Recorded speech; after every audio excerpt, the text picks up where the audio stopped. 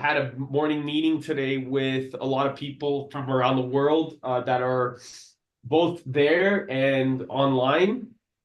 Hmm. And there's an opportunity here where I believe that we get to educate, empower, and entertain a responsible role by allowing the bridge of what's possible because people are going to want to come together or at least fund different paradigms of projects from non NGOs or charities or foundations or things like this based off of their missions.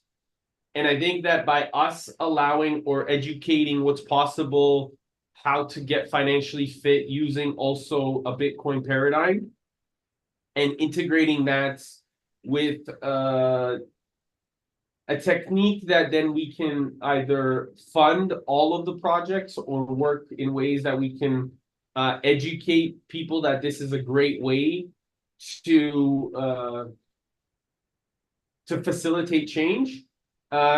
I imagine that this will be something magical will come from this because the way that we play, and this is something I don't know if I already said it to him. I'm searching it came through, but the way that we play game is the way that we play life.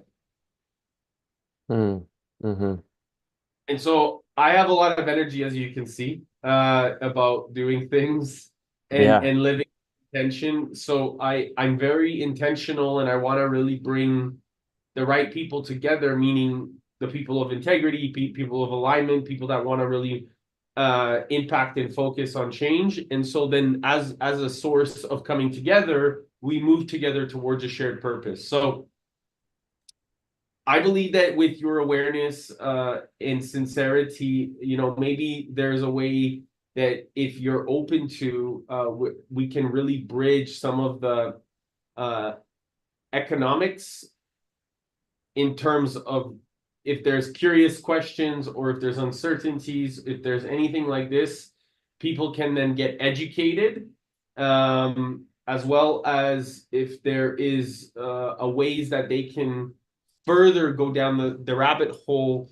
We're building, as I said, the Bitcoin strategist to really facilitate a funnel of change so people can go to one place but then know that they're going to integral partners that are also of those same principles. Yeah, that sounds great. Really excited about that and glad that we connected organically through mutual friend. And um, since I've been going down the Bitcoin rabbit hole really the last 3, 4 years, since COVID, since 2020, and asking myself the question, what is money? It's really transformed my understanding of the world we live in right now, and yeah, how the choices that we make, and really how we can, also shape our realities in many ways. And having studied yoga and spirituality, big student as well of Dr. Joe Dispenza too, and really thinking, the power of the mind and our thought into creating our reality. And I think Bitcoin is a really great embodiment of that because it's the best money that humans have ever discovered. Money has served this purpose of in really solving ultimately the coincidence of wants. So the ability for us to exchange value with one another. If we're as we become more and more specialized in our work, or if say I produce apples and you produce goats, unless I want goats and you want apples, and we can't trade with each other. So money came out of this need for having this medium of exchange. And early monies were really something that were collectible, and something that could also store its value over time and ultimately be saleable to someone else, whether it's salt or cattle, or ultimately gold, coming on metals that lasted thousands and thousands of years. And then ultimately, though, even gold is very prone to censorship and to centralization and to the challenges of our physical world. And so when Bitcoin was created 15 years ago, it didn't just come out of nowhere. It really built on 40, 50 years plus of cryptography, computer science work and challenges that different people were building on, from public-private key cryptography to eCash, Chaumian and eCash in the 80s and 90s. But as Satoshi said, it was really the centralized nature of these projects that doomed them.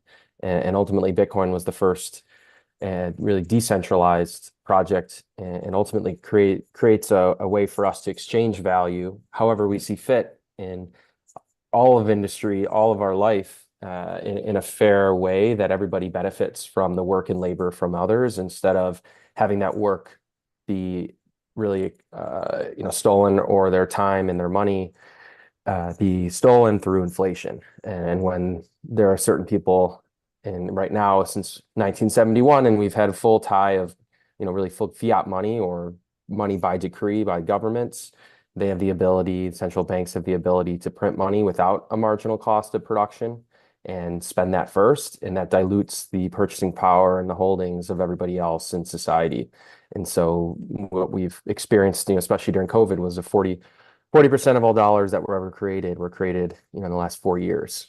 And so that it's not like we were creating that many more goods and services to sell. There was just more units of money going after the same amount of goods and services. So that creates price inflation, makes it harder for people to live, go to, pay their rent, go to grocery store, buy the things they're used to buying. And I think enough people are really starting to wake up and realize that there is hope, and it isn't as just dire and saying we don't have control, because you do have control, and because we do have Bitcoin now, which is something that the governments can't stop and that individuals can choose. And it's going to take each mind one at a time to come to the conclusion that Bitcoin is the best money, and that ultimately you have the ability to take personal responsibility for your wealth and your money without needing to trust any third party. Right? You don't need a bank. You can be your own bank. You can exchange value at the speed of light around the world at a fraction of a cost. And that creates, we can't even really fathom or envision what kind of world that would even look like, because we're so used to borders and fractions and 160 fiat currencies. And for someone, I've been fortunate to travel to around 40 countries and experience different cultures and people, and explaining Bitcoin in places that have experienced individuals that have experienced hyperinflation, or having their whole life savings just go away overnight due to government money printing. They understand Bitcoin right away.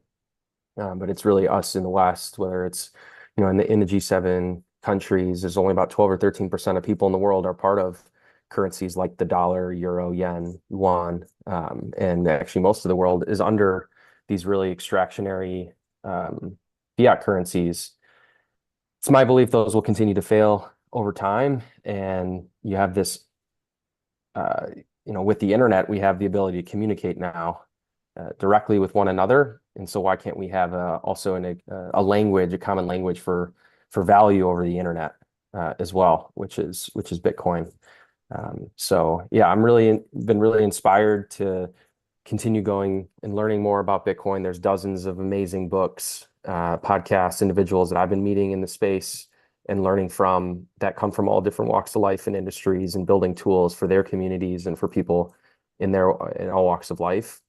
And that's one of the coolest things about Bitcoin, is it can serve different purposes for different people. And if you're younger and you want to be able to save for the future, good luck. And, you can't hold a fiat currency because it's guaranteed to debase, to inflate, and lose its purchasing power over time. So you can store that value in Bitcoin. But even for the retirees or people approaching retirement that can't work, and they're really going to be dependent on their savings later on in life, they're the ones who might even get the most screwed by this rapid debasement of the currency, because then they can't go back out and work and exchange their value for Bitcoin, which is how a lot of people will end up getting Bitcoin. But really, ultimately, with Bitcoin, you have scarcity, which is the most important property of money, a finite supply of Bitcoin, 21 million that will ever exist. Can And you go a little bit deeper into this? Because some people are not connecting the productivity to money, and so they're like, hold on a sec. Like I had a conversation where a gentleman, and respectfully, I disagreed with him. However, he's like, but if we can't print money, then we won't be abundant. And so there was this like influence of like how he thought that we become abundant because we can print as much of it as we want. So can you kind of explain the scarcity on its flip side? Like the scarcity of the finite supply is actually what makes us abundant versus the abundance of printing something that has no value makes us scarce and limited. Can you explain that in depth a little bit? Because I think that most people, they really have no clue what it means. Yeah, absolutely. And that's a great point. And I think it's been, really drilled into us through Keynesian economics, or really a lot of fiat. This was John Maynard Keynes 100 plus years ago, or so, coming out of Great Britain. And as the gold standard was continuing to fail, they thought, hey, we need to print more units, and to help the government get out of their debts and pay for these wars, really, that were going on. And it's a false notion that you need more units, right? Because it's really, as you mentioned, the productivity of people that creates abundance. And I would highly recommend reading Jeff Booth. He's probably the most well-spoken on this topic, The Price of Tomorrow. And he says in very similar words, the abundance in money, units of money, leads to scarcity in goods and services. Scarcity in money leads to abundance in our world. And because what naturally should occur over time is that as we develop amazing technologies, as we've done, and become more and more productive, when we are in an open network and everybody is aligned energetically, spiritually, and through their work, we all benefit from each other's labor, which should bring down the prices of goods and services over time.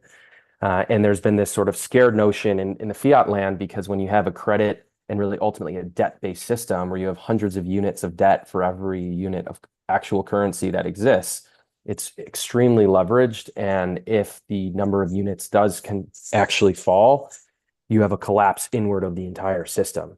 And that's sort of that scary lens of what people think of deflation. But ultimately, deflation is a good thing, because it means that your units of currency that you've worked for can actually buy more things over time. And that's, when you start pricing things in Bitcoin as the unit of account, you start to realize the potential in that, because, naturally the evolution of money, it starts as even something collectible, as we said, then store of value, medium of exchange, and ultimately a unit of account. And as you measure things in Bitcoin, say 8 years ago, the average price of a home in the US was over 600 Bitcoin. Now it's 6 Bitcoin. And so what that does, you realize, and it's funny because the Fed even has this chart of pricing eggs in Bitcoin on their website, and it's down, 99%. Eggs have gotten cheaper by 99% over time. But versus if you're measuring in dollars, you see, oh, why is a carton of eggs doubled in price, since COVID? So I think there's certainly a lot of misconceptions out there that the units need to increase, because what Bitcoin is perfectly divisible as well. It's digital, right? So you have 100 million units, or Satoshis, named for the founder of Bitcoin, Satoshi Nakamoto, which is 8 decimal places in each Bitcoin. So that's 21 quadrillion units. And over time, as more and more value of people's work is being stored in the Bitcoin network and in the asset itself in Bitcoin, which is just an open ledger, right, that everybody can have access to and run their own node and verify their own Bitcoin and their own transactions and not have to rely on a third party. You have that ultimate divisibility, and more value is being stored in the network. So it's gone, bootstrapped from no value in 2009 when it launched, to today with being over $1 trillion in value being stored in terms of market cap. If you just multiply the number of coins in circulation right now, which is around 19.7 million, I believe, and out of the 21 million, we're at 19.7, almost 94% of all the Bitcoin has been issued. And it's been a fair distribution over the last 15 years, wherein for the first 210,000 blocks, and a block occurs every 10 minutes, you have transactions in each block that miners are putting together. Miners being these actors who take physical energy from the real world, plug it into a computer with electricity, and are running this algorithm, SHA-256, over and over and over again, essentially trying to find a number using a source of randomness. They're trying to find a number with a certain amount of leading zeros. It's just they need to do this trillions and trillions of times now per second is what, in order to win the block. And if you win the block, for the first 4 years, you got 50 Bitcoin. That was what's called the Coinbase reward. And that also equated to 50% of all Bitcoin that will ever be in issuance. in existence. And then for the next 4 years, roughly, because blocks occur every 10 minutes, and the difficulty in finding a block adjusts every 2 weeks based on how much energy is being contributed into the network. So if blocks are being found too fast, it gets harder to mine a block and show that proof of work. And if it's taking too long, it's taking 15 minutes, well, then it's going to get a lot easier. So that otherwise, and this was a really huge innovation of Satoshi, otherwise all of the Bitcoin would have been mined already, and we wouldn't have had enough time for Bitcoin to enter the human consciousness in a natural way, where even still it's less than around 1% of the world is really an understanding of Bitcoin that we're that early. It's also something called the Lindy effect, where if something's been in place for 20 years, we believe it'll be there forever. That's like the internet today. We're not even at 20 years yet for Bitcoin. So the next halving occurred, 25 Bitcoin per block, 25% of supply, then 12.5, then 6.25. And now in April this year, we just had fifth epoch of Bitcoin, where 3.125 Bitcoin are being issued every 10 minutes to miners, and plus transaction fees, right? So there's also a dynamic market for fees in a finite block space as well, which is a whole other market in of itself, where there won't necessarily be enough room or blocks or UTXOs, which are these unspent transaction outputs, basically the way that your Bitcoin is registered in the ledger, for everyone on Earth. So there's going to be other ways for Bitcoin to scale and ways for us to do payments and even share UTXOs. If we want to chat about the Lightning Network, or even tapping into other protocols, other eCash like Fedimint or Cashew. Happy to chat about that. But it's I'm like actually the core. curious. Yeah. Sorry, finish. Go No, ahead. go ahead. Finish. No, you go ahead. I wanted to just get because I want to really bridge the economic paradigm, because what we're going to be doing over the next 5 days at Business Mastery is people are going to be raising funds for different projects and experiences. And I believe that we can actually really bridge and support in multiple different ways, whether it's traditional finance or Bitcoin finance, to really help fund a lot of these projects. And so by us building a team of Avengers, which I'm going to add you to the group right away, of these us that are all kind of working together, whether they're at Business Mastery or outside Business Mastery, we are going to be able to then fundamentally show that, hey, we are actually interested in funding these projects. We can move together, whether it's the nursing homes or child sex trafficking. We can actually figure out a really great way as a team, because we don't all have the answers, but we can bring a sustainable templated model that we can build at Business Mastery in real time with some of the greatest leaders available that are all there, including my teacher, Tony.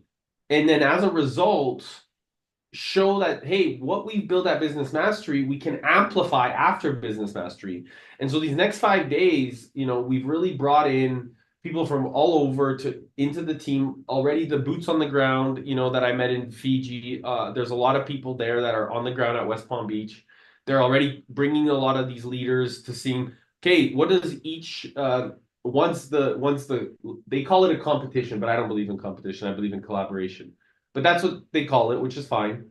And if we can get curious on each of these teams, okay, what their needs are, what's their why, what are they raising, and then really build a fundamental model around how we can actually fund the whole, because that's then, from my perspective, and this is just my perspective, it doesn't mean that it's correct, it just means, however, if we go to funders or investors or creator and we have it as a really strategic way where it's a big one operation, but it benefits different verticals in different circumstances, and we can receive both Bitcoin or traditional finance, or even transition the Bitcoin into and show that this is possible over these next 5 days, we could then actually show the whole of Business Mastery, including Tony and everybody that's involved, how effective we actually are operating as a team.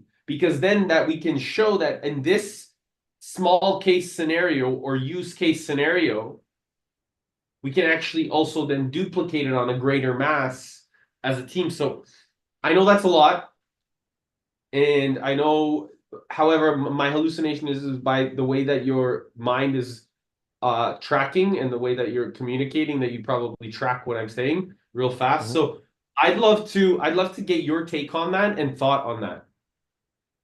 Yeah, absolutely. I think Bitcoin can certainly demonstrate to the rest of the group just the ability for groups who are aligned around the world to coordinate and transact and transfer value very quickly at the speed of light in a fair way and also in a transparent way, right? Because there's different ways now to hold Bitcoin, and ultimately anyone can spin up a Bitcoin wallet. And you can do that on a hot wallet like your phone, or you can use a signing device like a cold card or a Trezor or Ledger, or these physical devices that are really signing devices.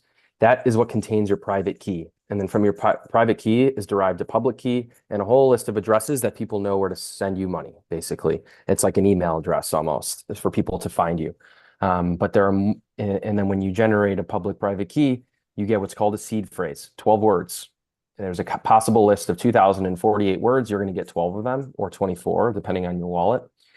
So now you can actually memorize 12 words, or what some people do, you can punch it in steel, right? Because you want this as a physical backup if you lose your wallet or if you want to pass it on as a backup, because there's no marketing or call center with Bitcoin, right? You need to be responsible for those 12 words.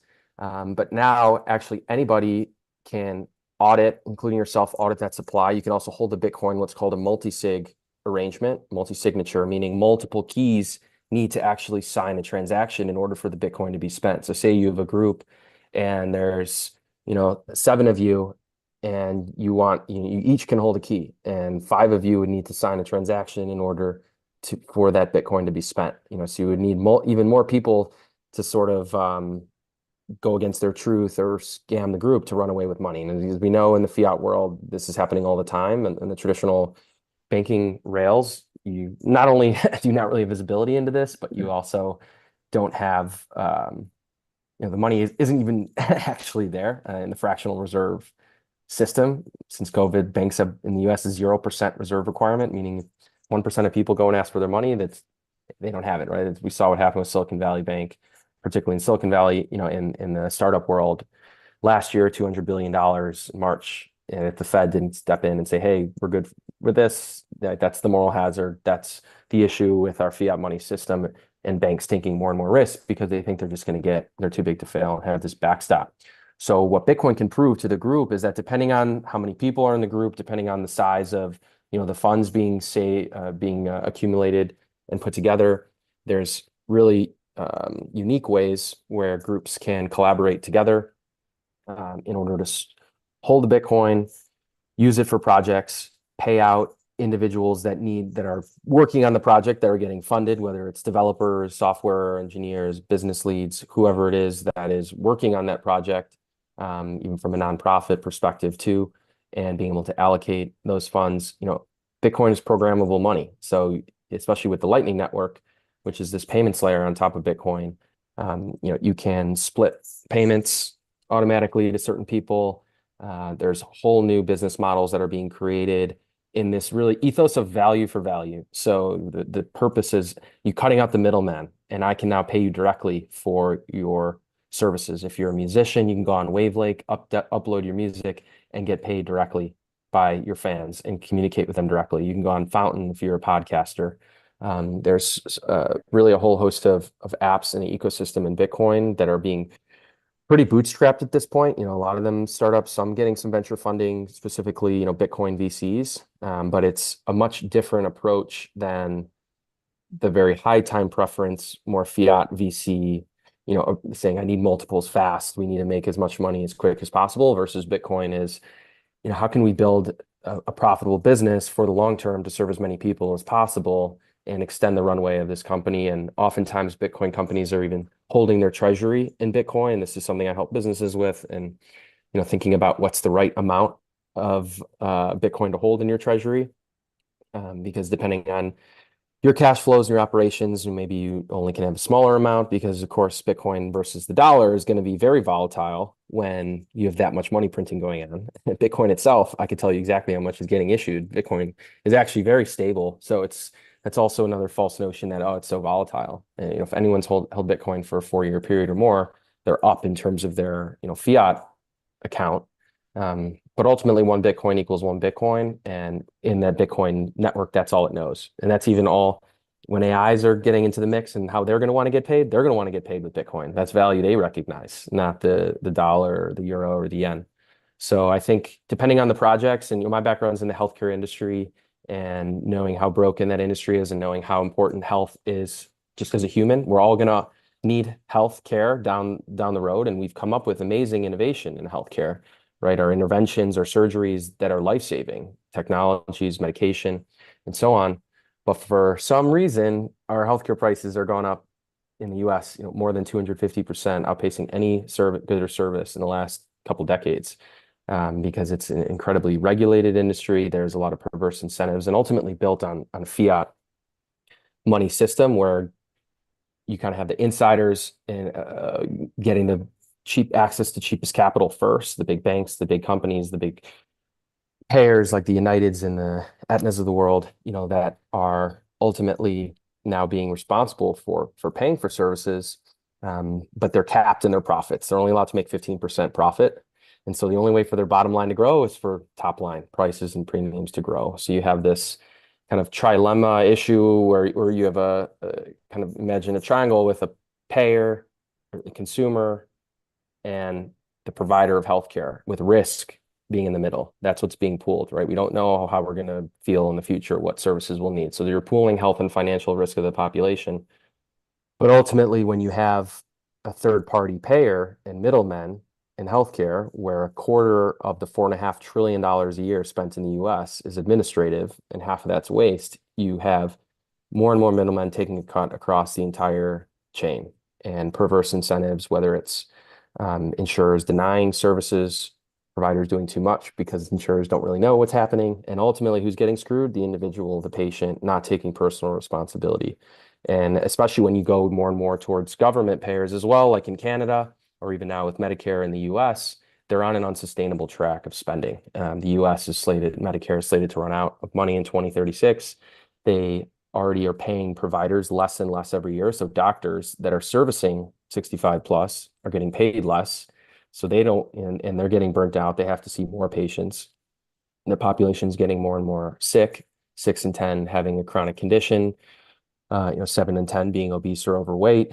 And you have these huge epidemics across a whole different areas, whether it's suicide and mental health, whether it's obesity, whether it's being just metabolic, 88% being metabolically unhealthy, all these underlying challenges, which I don't think is necessarily only healthcare's fault. It goes upstream to the food system being broken and subsidizing a lot of just also centralization and mass production of food that leads to whether it's spraying the ground with glyphosate, getting away from the earth, and not having these regenerative practices that are truly nourishing for our bodies and what we need to be healthy, and having 60% plus of food be ultra processed.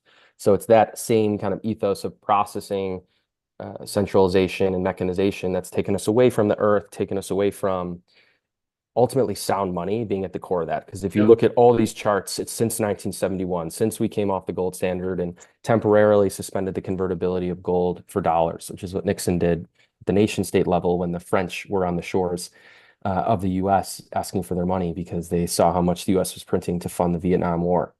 And individual citizens actually couldn't hold gold at that point. It had been outlawed by FDR in 1933. So the government has already kind of defaulted twice in the 30s and then again in the 70s.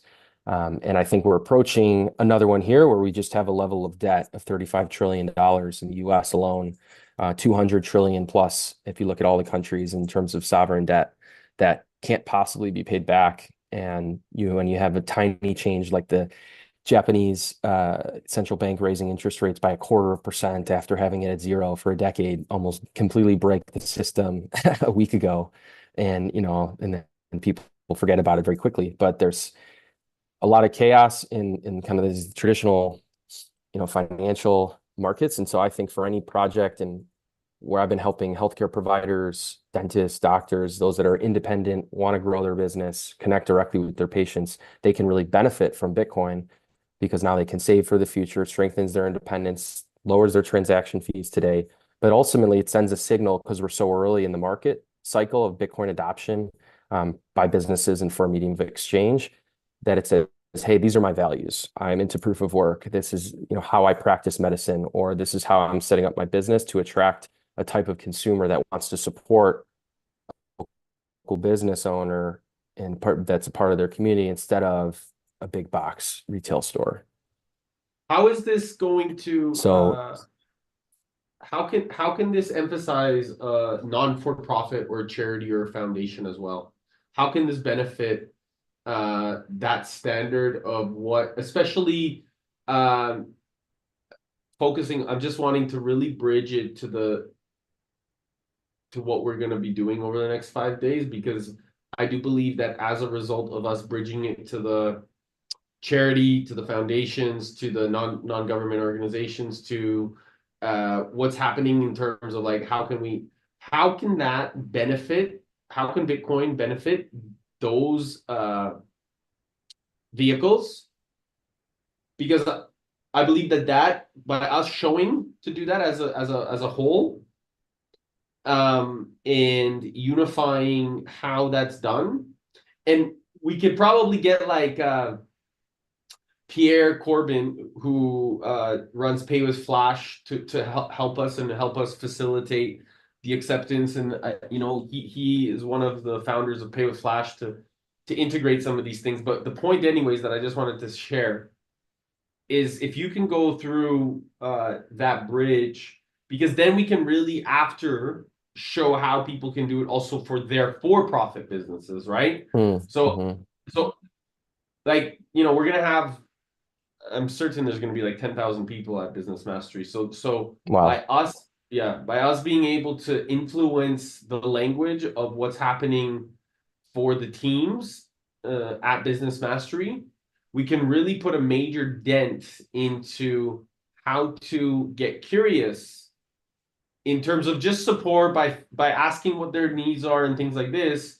So like my next 5 days is totally focused on this in so many ways, like 110, 50%. And that's why I'm creating a group in WhatsApp to really focus on financially fit, bridging the paradigms, because this is an opportunity in the now present to really start to bring together all of us in terms of the economics, to then show, not talk about, but to show what Bitcoin can do and how we can actually raise funds, deliver value, focus on the impact that it can create on those foundations, those charities, those non-government organizations, instead of what has been told in the past that, oh, it's volatile, it's not going to work, it's a scheme, all these bullshit stories.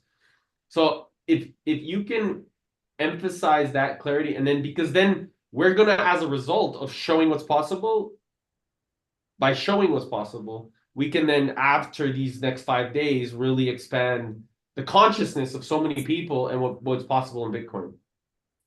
Yeah, absolutely. I love that point. And I think starting with nonprofits and ultimately, I think in that economic and financial education of individuals, we aren't taught what money is in school, right? In the public school system for a reason, right? We've had money and state being very closely tied together for even several centuries now. And, just as church and state had been tied together for a long time. And after that was, that mold was broken, we had the Enlightenment and really a big Renaissance. And when we were even somewhat on a gold standard at the end of the 19th century until the Federal Reserve was created in 1913 and then World War I, we had really all the innovations we're using today, were developed, whether it's electricity, the phone, the airplane, the car, all these things, we've obviously iterated and made them better, but they were created on a sound money standard. And there are a lot of examples of history as well where we've had sound money, such as the florin, minted by in Florentine in Florence in Italy for 3+ centuries. It was 3.5 grams of gold for 1 florin. And that ability for it to maintain its value over time, we have structures there today, if you've been in the Mediterranean region, that still stand and are gorgeous 700-800 years later. are we really building anything right now that's going to last that long? We don't even know if it's going to last our lifetime, a lot of the ways projects and things are built. And so I think ultimately it starts with education of what is money and even a basic understanding of there are 7 properties of money, and there's a lot of great books. And even Eric Yakes, I'll call out the seventh property as a great explanation. Vijay Boyapati, Bullish Case for Bitcoin, Nick Bhatia, Layered Money, a lot of ways to reframe and incorporate a lot of these stories from the past because we weren't alive at that time, but humans were facing the same challenges as we're facing today and how they interact and organize themselves in the economy. And so understanding that the properties of money, of scarcity, of durability, of immutability, really important for it not to be changed, being core to store of value. And then the acceptability, portability being important for medium of exchange, and then ultimately divisibility and fungibility one for another being really important as unit of account. And just some basic, even Austrian economics principles of Mises and Rothbard and Hayek, who were prominent in their day, even in the early 20th century and throughout the 20th century, and being this alternative to Keynesian economics, but ultimately lost out. And their big, really breakthrough and thesis was all around value being subjective. It's being valued by the individual all the time, and that what creates, a burgeoning economy and ultimately abundance for all of us goes down to the individual level and individual action. Individuals taking action, but they can only take action, really organize themselves when you have proper pricing signals. So when prices are distorted through ultimately centralization and over-regulation, we don't have free markets, right? Bitcoin now is really the signal, the only free market in the world. That 24/7, 365 is accessible to any human who learns how to use Bitcoin around the world, and it can't be stopped. And it's truly peer-to-peer digital cash. And that has properties of, and even better properties of both gold and fiat, right? Fiat was sort of convenient. And we think we have digital money because we have our bank statements, but it's not, right? There's a third party there. So for nonprofits, especially to start, I think having some of that education initially, because you do need to understand too, like, hey, why, even from philosophical and economic perspective and historical, why is Bitcoin money? How can it be successful in this regard? And then bridge that to the practicality for based on their projects. I think one of the big issues and challenges we see in the NGO world is accountability and transparency. And when money is sent overseas to countries and developing countries in need, a lot of that gets lost along the way, right? And taken along the way, whether it's the government itself or others that aren't acting in alignment with the rest of the project. So because Bitcoin lives on this ledger that's transparent to anyone and being run on tens of thousands of nodes around the world, you can't cut off the head of that beast. And as Hayek said, the only way to separate money and state is some sly roundabout way. And Bitcoin is really that sly roundabout way. So what people have heard in the mainstream media or from banks, they're the ones, and through, if you read, Why Nations Fail, and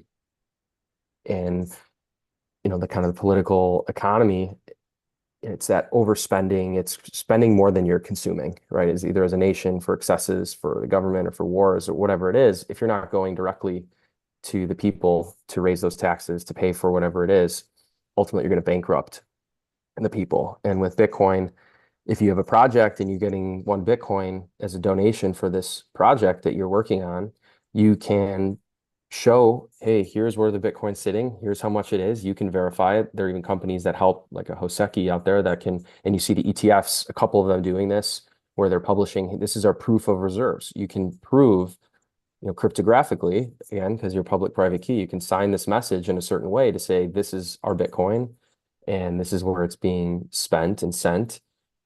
So I think that will ultimately lead to more value going to the actual project and people working on the ground to benefit whatever their ultimate goal is, instead of a lot of that value being taken, whether it's, especially if it's overseas and you're having to exchange a fiat currency, you're going to lose on that exchange, someone else's wire or bank account. It's slow. It's going to take a while. You might not get the money where it really needs to go, or be able to verify that it's getting where it needs to go. So I think for a lot of charities and nonprofits, that's one way And a lot in the Bitcoin world, there are a lot of grants and organizations doing more of that. Hey, here's a project, here's grants, that more NGO kind of approach for developers that are working on certain projects that might not be profitable right now, but are super important for building out both the Bitcoin and then now also the Nostr ecosystem, which is notes and other stuff transmitted by relays. So it's an open source protocol for communication based on internet relays that was even developed 30 plus years ago and has made a renaissance now in the last 2, 3 years, because anybody can run a relay.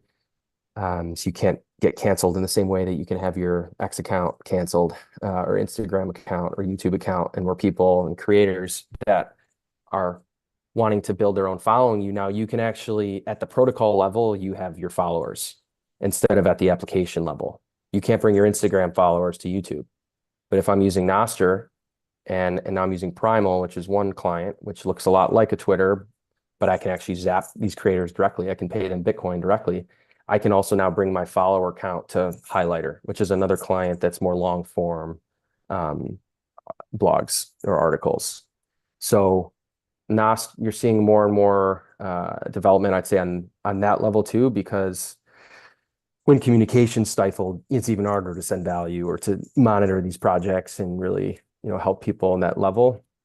Because even we're seeing in the UK right now with freedom of speech being, not ingrained in the way we have it in the US, people being in a very Orwellian way, attacked or taken to jail for retweets of certain beliefs, right? And I think that ultimately,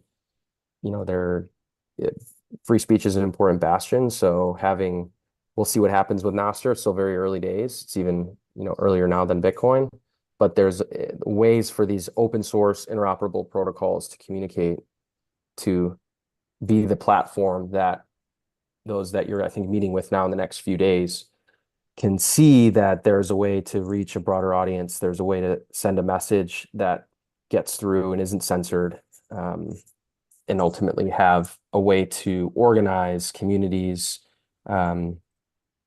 online and across different jurisdictions.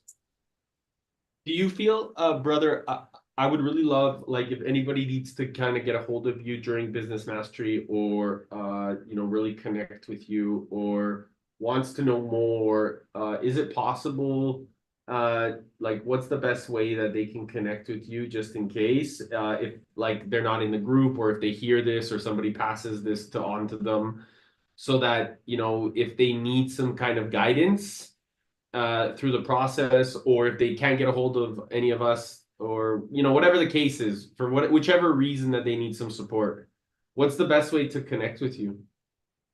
Yeah, so people can email me. My website's satoshihealth.com. My email's John, Jon, at satoshihealth.com. You can send a note through the website or just to me directly. On some socials like Twitter, I'm the Bitcoin Yogi, but I didn't go get verified, so I can't always DM now even on there. So email, as a protocol I can get. If we end up needing to WhatsApp and stuff, happy to share my number as well. And it's really, I think I'd love to help and see if people have questions and getting onboarded with the stuff. I love educating and talking about Bitcoin and answering questions because everyone's coming at it from such a unique, human experience and with their own perspectives and biases that for me, one of the biggest, humbling experiences was just unlearning, relearning a lot of what I'd been taught and just making that decision, that value decision for myself. And, as I've gone down and was studying yoga to be a yoga teacher, saw a lot of similarities between Bitcoin and yoga. So I've done some writing on the subject. The Bitcoin Yogi, I have a ghost site as well, which is linked through my website, which you can read more. I've had a master class on Bitcoin and healthcare specifically, which goes into some of the topics and concepts we talked about just now, with even more kind of concepts in this tying between Bitcoin and healthcare. So yeah, happy to connect and answer any questions. Cool, bro. One thing I just wanted to also clarify or just ask you, I don't remember. Anyways, the point is thank you. Thank you for taking the time to educate a little bit of your wisdom. I know there's a lot in there. And it's important. I think that we win together. I really believe in this winning capacity of teamwork makes the dream work, and we need each other's support to really grow as a family, as a team. And I believe that we over the next few days, we're really gonna build something really massive. I just sense it, I feel it. I'm so excited about it, with the ability to not only educate, empower, and entertain the community, but also do it in real time. It gives me a lot of energy because that's how I kind of run my life is really in the present moment. So it makes me even more stronger, faster. And so I'm excited for people to listen to this, to support in whichever way. But that's what I wanted to say. With regards to healthcare, uh, some of our teams of the past, or partners of the past, or friends from the past that have really built some integral businesses around healthcare. You and I were talking a little bit about old age. How can we really support and build a more nurturing experience of society? Because ultimately, economic prosperity builds the fulfillment and the happiness of our people. And I believe that also then creates a standard of care for our elders that have given us so much of their time, or their energy, their resources, their wisdom, so that we can be the people that we want to do. So it's our responsibility to also see how we can take care of them. And so, what is your thought process on making sure that we can really bridge that paradigm as well with the Bitcoin standards, so that there is this deeper space of evolution and longer term care, meaning people are able to live longer? Yeah, absolutely. And, I think I touched on it briefly in terms of, Medicare not being sustainable in the US, but even in Canada and other countries where you're reliant also on government payer, we see the value or the quality of services degrading over time. And ultimately, value being quality over cost. And quality is going down, cost is going up, or value of care is going down. And as the population ages, in the US, we have 10,000 going into 65 plus every day. It's becoming more and more of a strain on the healthcare system itself, and on the nursing homes and home health providers, and everyone who's reliant on this shrinking basket of value or money that they can get reimbursed for their services. So healthcare on a Bitcoin standard, and especially what it looks like for, I think elder care is reestablishing first that patient provider relationship. So when you're paying your doctor directly and you're their consumer, not the insurance company or not the government, you immediately get more time, better access to care, and that provider doesn't need as many patients to feed themselves and to have a business that can run into the future. So immediately you're seeing more models like direct primary care, even especially for the elderly, that are connecting with providers, paying them a membership fee, whether that's them paying or maybe their kids are chipping in. But ultimately, Bitcoin is the ultimate savings account. So if you start saving some Bitcoin today, I think it will be there for you or for your loved ones to be able to get the care that you need directly and not be reliant on, again, these other systems that we're seeing significant cracks in, and really not sustainable in a lot of ways. So having that low time preference, thinking towards the future too. I think if you can't enjoy wealth unless you're healthy, and health is wealth in that way. Even you have a low time preference, you're prioritizing the future instead of just the present. And yes, action today is super important, but rather than our hyper consumption world, where because our money is broken and loses its purchasing power over time, we're actually incentivized subconsciously to spend money now and buy things that we don't need, instead of saving for the future, as humans have always done. We're the first generation now. It's going to have less, assets than their parents did. Instead of always in the future, it's really ingrained in us as you have kids and passing that down and wanting to leave a legacy. We're seeing that future productivity being pulled forward in the form of all the debt that we're taking on today. So Exactly.